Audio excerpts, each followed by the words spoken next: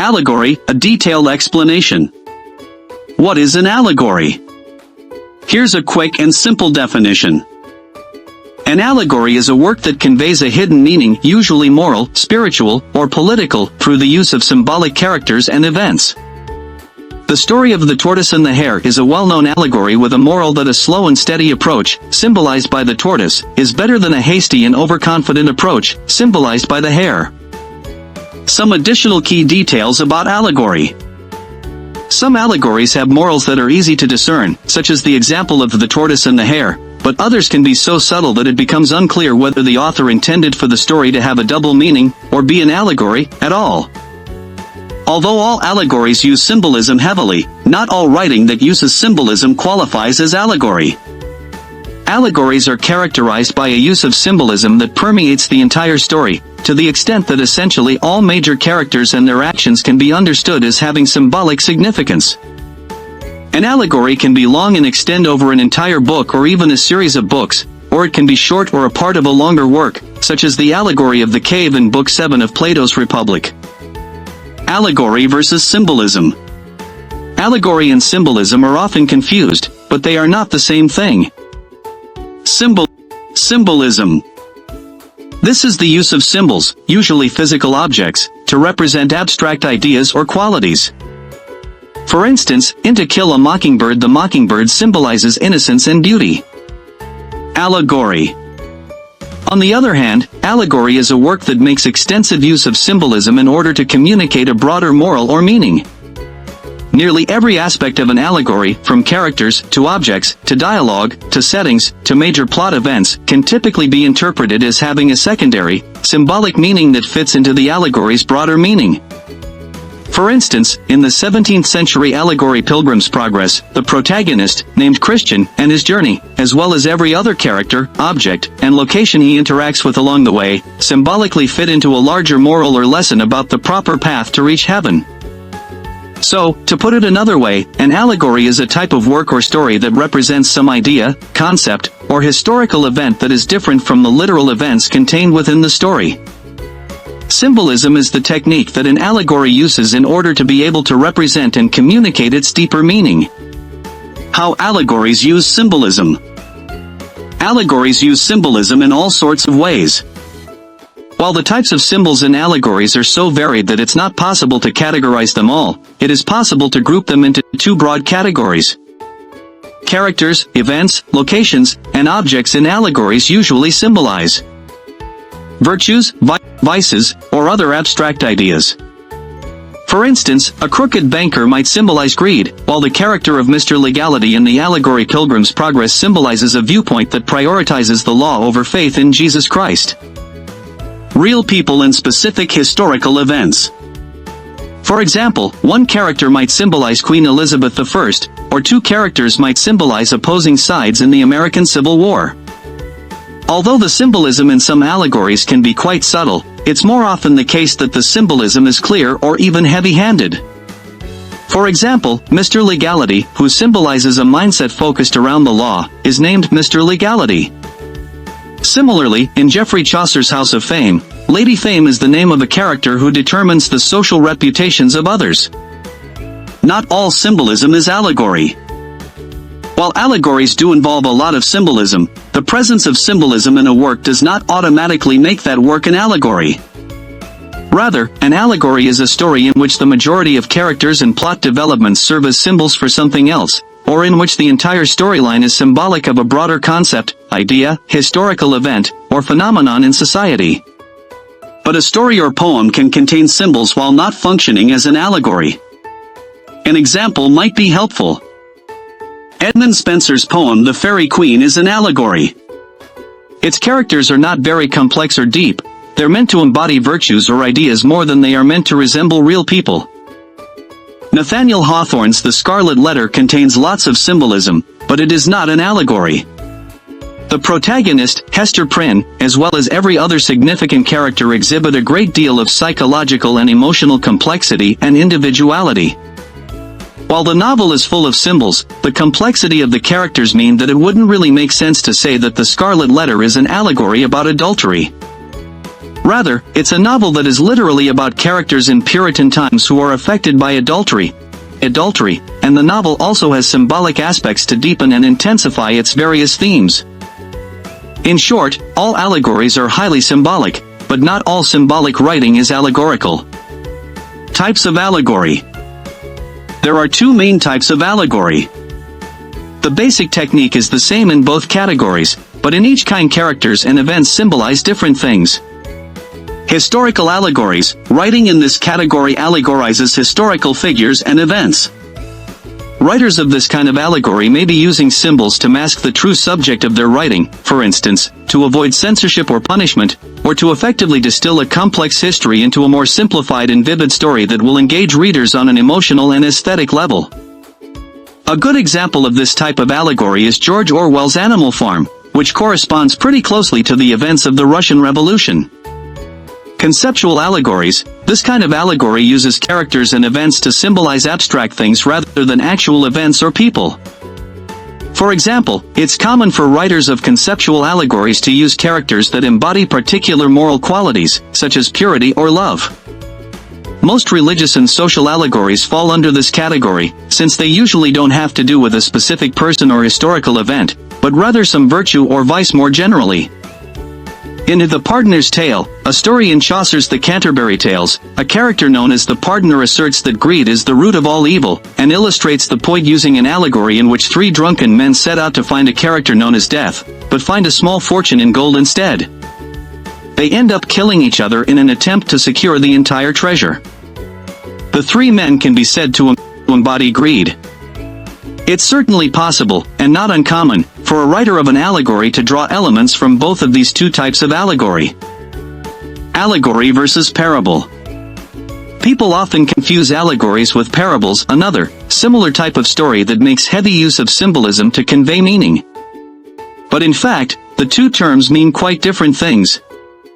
Here are some of the key differences between allegory and parable. Morality.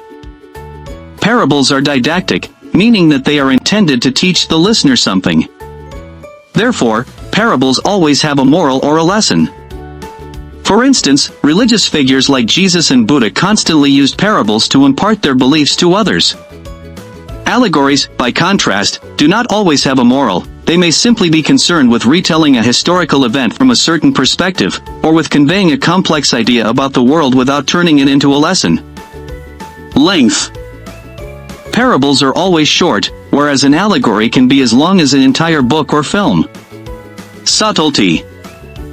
Since the purpose of parables is to teach a moral lesson, the symbolic meaning of a parable is almost always immediately clear. Like parables, allegories can use very blunt symbolism, but unlike parables, some allegories can be so subtle that readers don't always even pick up on the symbolic meaning of the text. Allegory in literature. Allegory is one of the oldest literary forms, with writers long relying on allegory's ability to convey a moral or political message efficiently and discreetly. Allegory in George Orwell's Animal Farm. Animal Farm is a political allegory. It tells the story of the animals on a farm owned by an abusive farmer. One night, a boy named Old Major gathers all the animals of the farm together. Knowing that he will soon die, Old Major gives a speech in which he reveals to the animals that men cause all the misery that animals endure. Old Major says that all animals are equal and urges them to join together to rebel. Old Major dies shortly thereafter, but the farm animals develop his ideas into the philosophy of animalism, and they defeat the abusive farmer in an uprising, renaming the farm Animal Farm.